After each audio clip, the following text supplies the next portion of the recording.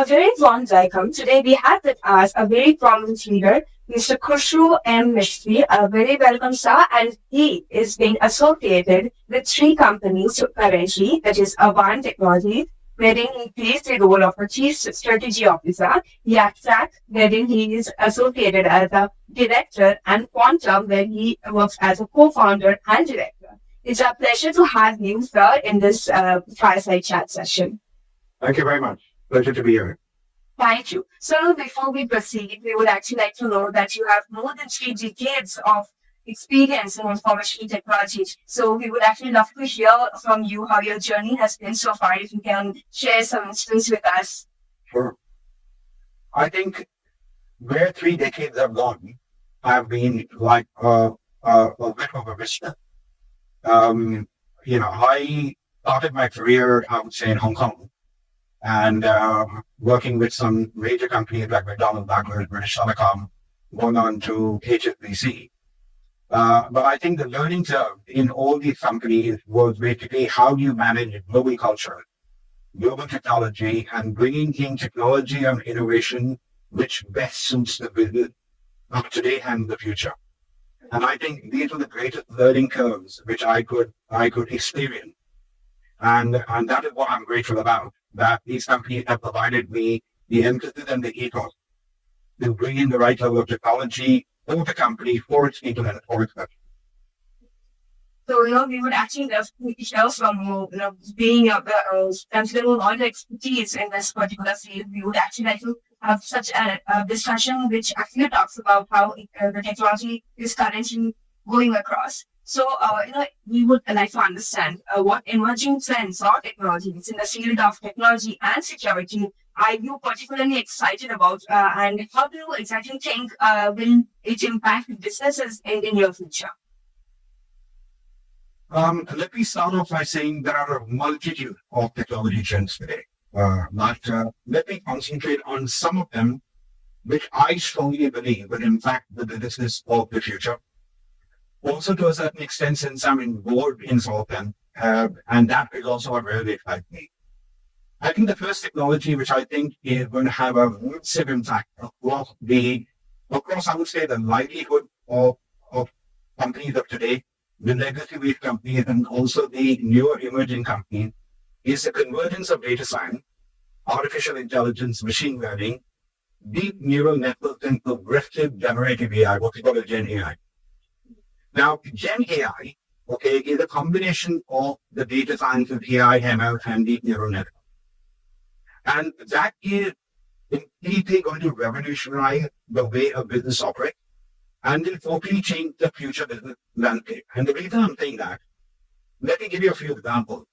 With generative AI, new product development based on how the company perceives its customer, the customer input to that product, they initiate something called new product development. So this will become more hyper-personalized for our customer. So the impact of this is an enhanced customer experience. The second thing about the Gen AI is new companies or new big pharma products or companies are utilizing Gen AI to come up with new life-saving drugs. And they're also utilizing genome research, So things like environment disease and everything, they're actually utilizing Gen AI to come up with certain predictions of how they should organize these drugs. And of course, you must have heard about Tesla, right? With the autonomous car driving cars and all of that, is all utilizing Gen AI. So that's one technology which I believe will have a significant impact. The second one, which I believe is called blockchain technology, Now, blockchain was originally developed for cryptocurrencies like Bitcoin. But due to the decentralized nature of the technology, and it enhanced securitization of how the blockchain works, this is rapidly getting ingrained in cybersecurity and IT security products, like decentralized data storage, with advanced encryption technology. Now, this technology will then will safeguard the integrity and the immutability of data, making data theft almost impossible in today's day and age. Now, I also believe that blockchain technology because it's decentralized, there is this concept of decentralized finance which is coming up. Okay. And that technology is going to become pervasive because tokenization is going to happen.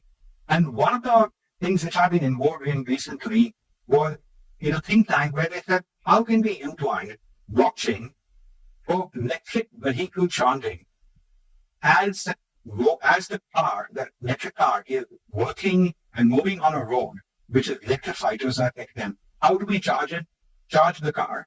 And how can we charge the customer for utilizing that facility? That's called Cultivating. Okay, it's quite amazing of how they utilizing it. Already there is an example in Sweden where they're doing this, but it's quite amazing of how blockchain is getting utilized. Absolutely, that's pretty interesting. Yeah. The third one is in renewable energy and sustainability technology. And this is where I would like to bring in the example of quantum.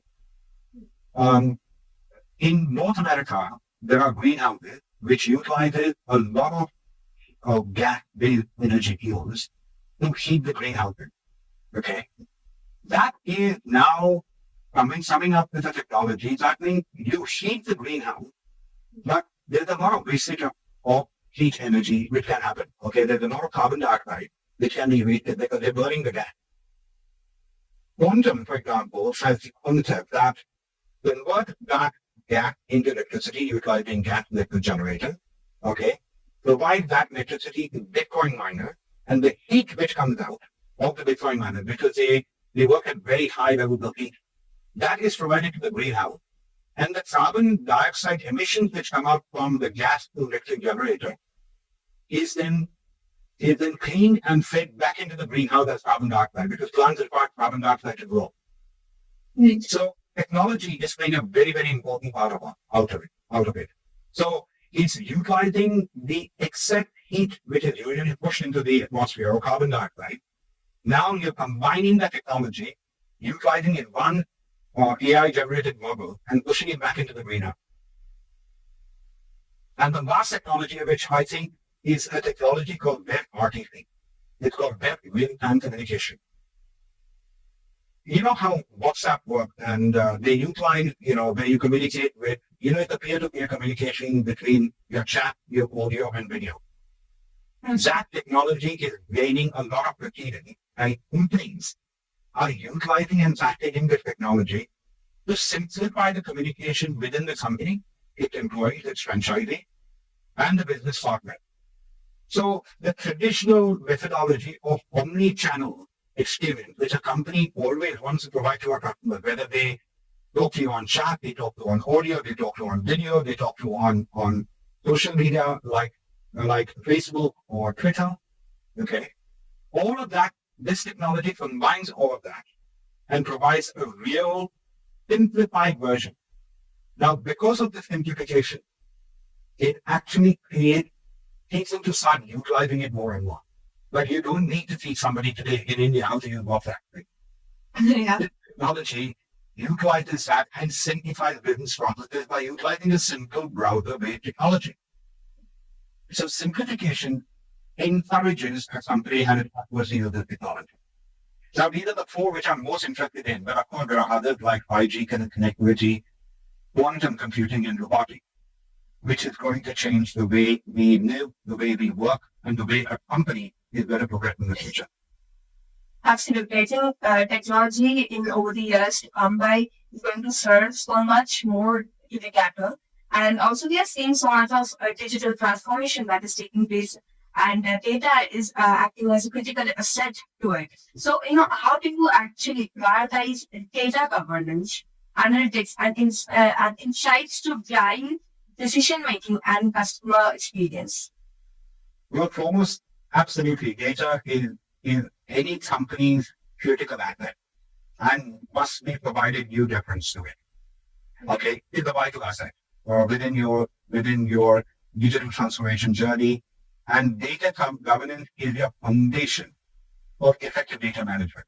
Okay, let me give you some best practices, right? Okay, so in our data governance, okay, data quality assurance must be embedded. Ensure that your data is accurate, it's reliable, it's complete. Otherwise, it just becomes like a pack of garbage in, garbage out. Okay, so that's point number one. Point number two is data security and compliance. You must implement a robust security measures to protect sensitive customer data. And data integrity must comply with regulatory requirements like GDPR, HIPAA, okay, and also the new act which is coming to India, which is the DPDA, the Digital Privacy Data Protection Act of India. Okay. The third item is data ownership and accountability. Every company must define clear roles and responsibilities about the data stewardship and who are the data owners, right? And the fourth one is data collection and dissemination. Collect data which is only required and not all the data, okay? And ensure that strict data provisioning guidelines are provided for dissemination of data, okay?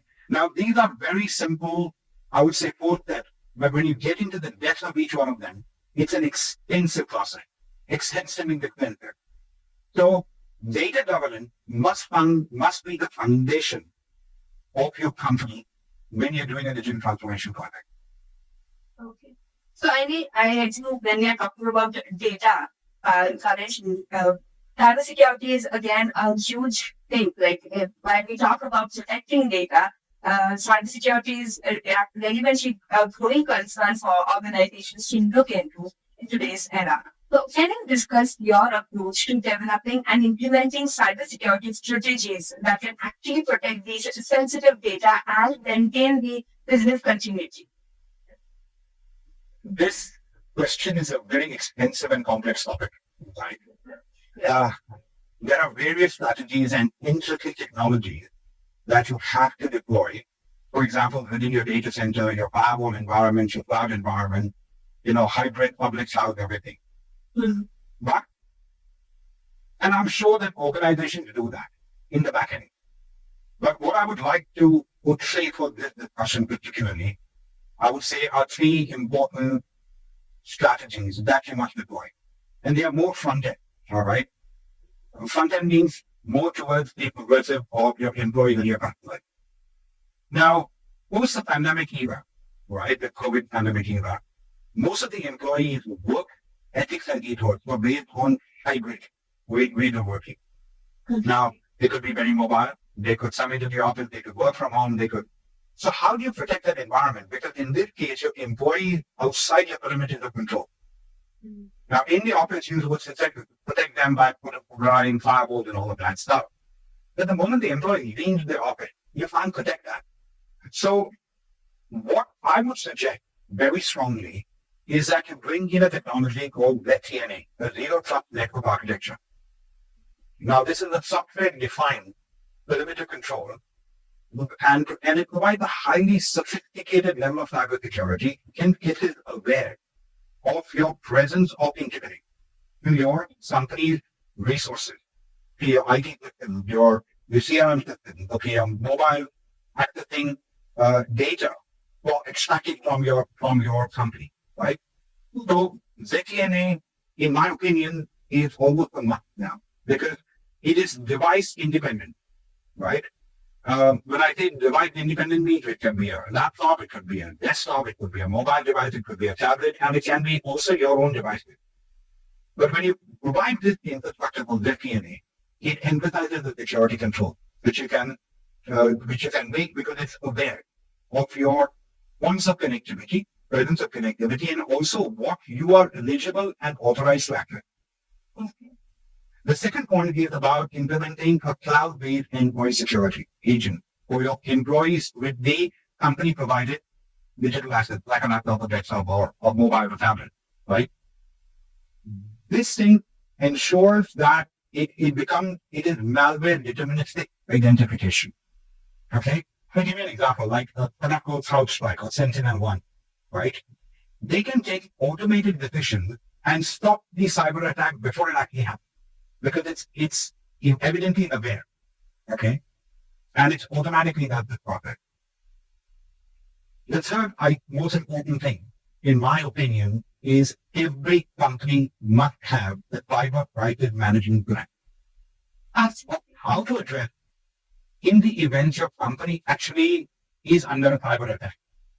Now remember, this cyber plan needs to be extensive because your senior management, your board level members, your employees must have to understand that in the unfortunate event of a cyber attack, what are the steps which you have to do in order to mitigate the cyber attack?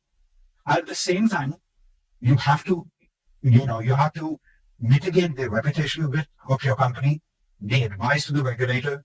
All of these things have to be done. And it's like saying you can't call the fire brigade without the cyber attack. You can't. You have to have a plan. And that you must practice like a war game every single year, simulating a cyber attack and ensuring that everybody comes and does the job which they're supposed to do. So if you do that, you are actually providing a very cybersecurity awareness environment within your organization. And that will protect you in the unfortunate event of a cyber attack. So now while we're actually talking about digital transformation, risk management again happens to be a significant consideration. So how exactly do you think is the right balance in order to balance basically between the innovations with cybersecurity and data privacy concerns?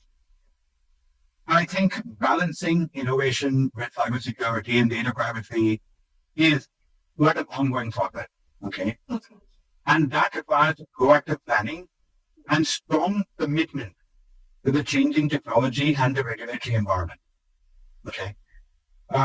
Your digital strategy must integrate security and privacy so that they can mitigate risk and build trust with customers, partners and stakeholders. Okay. This is not, it's not something which can be taken very lightly.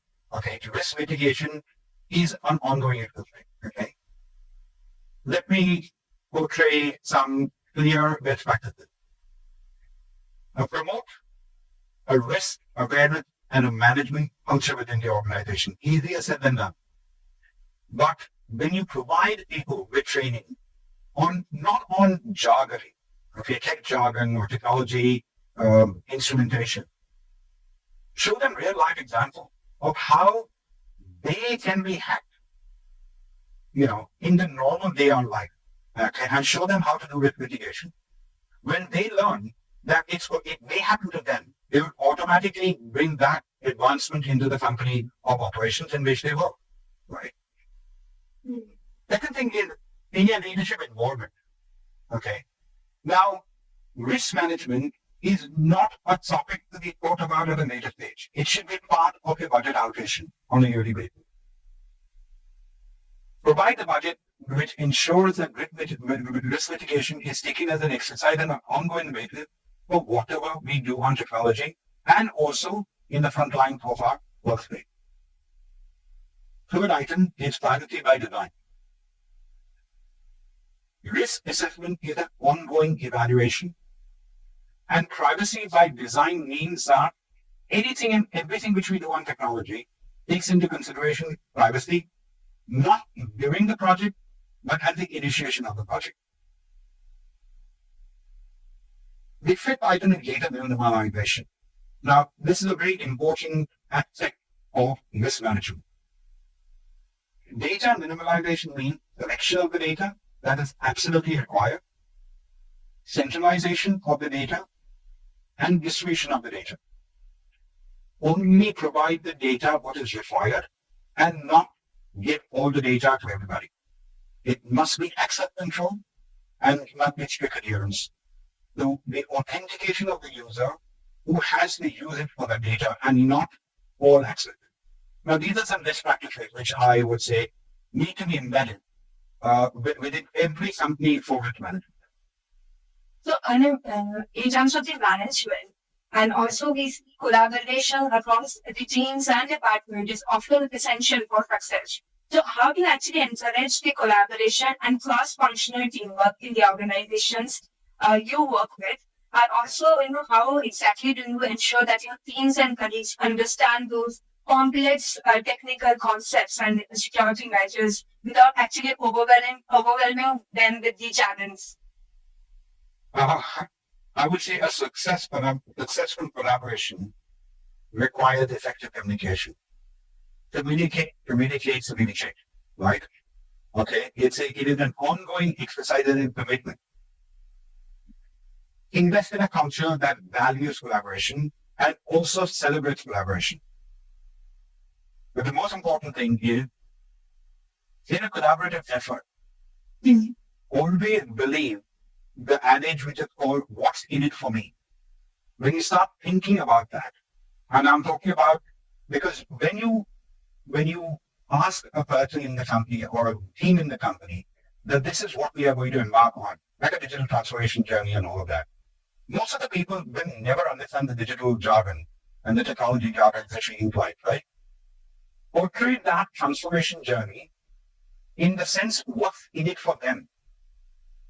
Okay, and that creates value. Because moment the employee or the customer or the business partner or the franchisee starts realizing that this is going to increase my own perspective, it's going to give me simplicity, it's going to create better objectives and goals for me. That's when they collaborate much faster. Okay. Right? I would say do not use technology jargon at all. Instead, create use cases and show them how they can be implemented in the field. How can it make their life better? Will a technology or a digital transformation increase their work-life balance? And if you can show it to them, that creates collaboration. Encourage feedback. Okay. And I believe that's a very strong point, which it's like saying that having an idea and getting feedback from people is very good for the business. Not having an idea is a bad thing. Lead by example. Okay, do not teach the employee on what they can do better by utilizing these technologies and evidences of how it can make their life better. And communicate the simplicity within it, not the technology, stack or all of that stuff. They don't understand that. Simplicity is key to the success of any organization. So, we would like to understand further that how exactly do you balance the need of agility and innovation with the requirements for a well-defined cloud governance framework and standardized process? A difficult topic to address, because what comes first? Okay, the cart or the horse. And I think a lot of companies have gone into the cloud without actually defining cloud governance. And I think that is well, I would say even I have done that in the past until I did realize that cloud governance is a practice which has to be embedded within the entire framework of what we do. Without that, I think, the issues about cost structure and cost expanding beyond reasonable doubt are going to happen. So I strongly believe that cloud governance is an item which has got to be perceived during your cloud journey, but at the initial stages of your cloud journey and not at a later time when you have literally lost control of your entire ways on which you're trying to get things done. So cloud journey have got to be enabled with cloud governance and the initials of your cloud journey, or your digital adoption, or any of the stages. Cloud governance is a must. So, could you describe your experience with cloud strategy development and execution, particularly at a large enterprise scale? I started the cloud journey with one of the organizations, my previous organization, in 2018. Okay. At that time, I thought, okay, should I major in minor, or should I take a little bit more risk and start the cloud journey of the company? I took the latter. I did not major in minor. I actually said, let's take the biggest problem which we have and see how we can migrate that particular application into the cloud. And that was SAP. And to a large extent, yes, there were risks. There were major efforts which were done as a pre-work to understand and describe what cloud can do for an organization which was a very negatively oriented company. Initially, the board of directors or the core leadership exco did not understand it. What they did understand was the fact that if we went to the cloud, our actual cost of management of that kind of IT infrastructure would be less. That was the adage. That they understood. Of course, there was a problem of migrating to the cloud because SAP is not a simple product to migrate into the cloud, which is you're on one system, which is a very old system. You have to extract, transform, optimize, and load the data. There's huge amounts of data which has to be loaded. You cannot say, oh, okay, because we're doing cloud migration, you can't do business on these days. That's not allowed. So progressive management of moving into the cloud, showing the effect of it to the business, specifically on the first month end. Now, if it's a sales-oriented company, usually you require a lot of compute power at the end of the month. That was what cloud provided. After going through that exercise of migrating the main core of the company, which is SAP, the ERP into the cloud, and when the business saw the relationship, that at the end of the month, none of the applications that run slow, everything is working all right, okay? They quickly adapted to the concept and they came up and said, what next? How can you ensure that my frontline mobile application will not cause a problem? And that initiated interest within the company. And that's how we got it done. So 90% of, I would say 99% of what was there on-prem in a data center was migrated to cloud within 2 years. So it is how cloud adoption was taken into consideration. Right.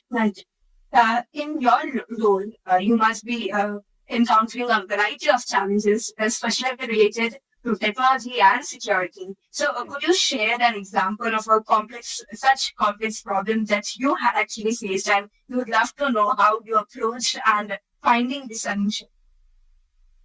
Let me tell you a story. Okay. Way back in 2014 and 15, okay, the banking environment, I used to work for a bank. And I was involved with their media industry. They were captured. And the banking industry was going for a lot of turmoil back then, because of, the economic downturn, the banking crisis that they called it. I was approached by the management of that bank, and they asked me to say, we need to bring in compliance-related technology, which will assist us in doing financial crime control compliance. But as a BPO, you cannot add more stuff because the amount of staff in your account are about that if you bring in financial crime control compliance, you would require about 2,000 additional staff to do that for global bank. Now, how do you approach a problem like this? Where you're told you can spend on technology, but you can't spend on people, right? Mm-hmm. And that was a very, very complex problem to resolve. And robotic process automation in those days, in 2015, was in its maiden stage. And a bank being a bank, they did not allow me to use light cloud because they were not, the cloud technology was still evolving. So using a combination of desktop computers, about 320 of them, related together, and running bits of robotic automation process, we were able to get it done within the bank. Now, instead of 2,000 people, all right, there were 20 people who actually looked at it, because in a bank environment, you have something called POX regulation. So that means before you send out details to a customer, it has to be eyeballed by a human being. So only that process, but the rest of it was done by the technology for robotic process automation, and also by very intricate usage of the technology. It took a lot of time, but ultimately, we were not able to do a proof of concept for one of the processes. And I would say that at that time, the complexity was in the technology, was in non-usage of the cloud, because the bank would not support the cloud. Okay, it was not considered appropriate to use the cloud because of security measures. they had to ensure reputational risk of the bank was mitigated. And financial crime control compliance is such a big topic that there was no room for mistake. But having done that once, and then looking at a strategy, I would say I would say proud to say that the entire strategy was written for 281 processes to be put into robotic process automation. The bank actually paid $1.12 billion in the third year. So technology, manpower, and usage were all put together, extremely complex because there was no room for error. And I think that was very, very complex in my opinion. And I don't think so I would ever forget that. No, it's actually interesting. I don't know. In fact, we would also like to understand one more thing that while we're actually discussing about cybersecurity and how crucial data is in today's time, data privacy and compliance are also critical issues in today's business environment. Right. So how do you actually ensure that the organizations you are associated with adhere to the relevant data protection and privacy regulations? Any organization must have clear data privacy policy. They must outline the type of data they collect, how the data should be utilized, who has access to it, how much of the data should be disseminated to the front line, and with data masking ability to ensure that the privacy is maintained. How is the data stored and how it should be destroyed? We're on the data collection. In today's new regulation rules like DPDA and GDPR, if a customer asks you that, please forget me, it's called forget me, Okay. then the company must be able to destroy all the data relating to that customer. But if you look at the complexities behind it, your data of the customer is stored on your CRM system, on your ERP system, on your frontline mobile app system, or on your web, which may be for e-commerce. So there are lots and lots of places where the customer data is stored. So these kind of policies and the technology behind them has to be very clear. And you have to utilize something called the control framework technology in order to do that. My opinion is very simple. You must appoint a data officer or a data protection officer, which becomes the control point of overseeing the compliance of the data, its protection, and its destruction if required. The other part which I've implied in the previous question was also privacy by design. Integrate data protection and privacy of your organization processes and product development must be of a data privacy from inception. Okay. Data minimalization, which I've also referred to previously, only collect that much of data and disseminate that much of data which is required. They do not collect all data because it becomes quite a mess going forward. And of course, regular audit of your data dissemination process. That means when you disseminate the data to your frontline, how do you ensure that they're utilizing the data correctly and not stealing the data? So dissemination and its protection is part of the data privacy of every customer. And that should be the most important point for any organization is the data privacy of its customer. Because if you lose the trust, they're not going to come back to you. So, looking ahead, how do you actually vision that the future outlook is going to be? My opinion is that the future outlook is going to depend upon the economic development, the social trend, and innovation. Technology like artificial intelligence, generative artificial AI, machine learning, quantum computing, all of these things are going to drive the way the new age of machine and people working together is going to come about. Absolutely. So I certainly believe that companies need to adopt and start adapting the new ways of working, because things like blockchain, decentralized finance, 5G technology connectivity, it's going to start combining together to make a new product. And if companies are not logically inclined to that kind of technology, my opinion is they're not going to be existent after the first 2 years. So I think adoption, clearly outlining the vision to the top, training them, and bringing them forward on technology, not on coding and everything, but how to utilize it better. Like, for example, ChatGPT, right? How can you do prompt engineering better?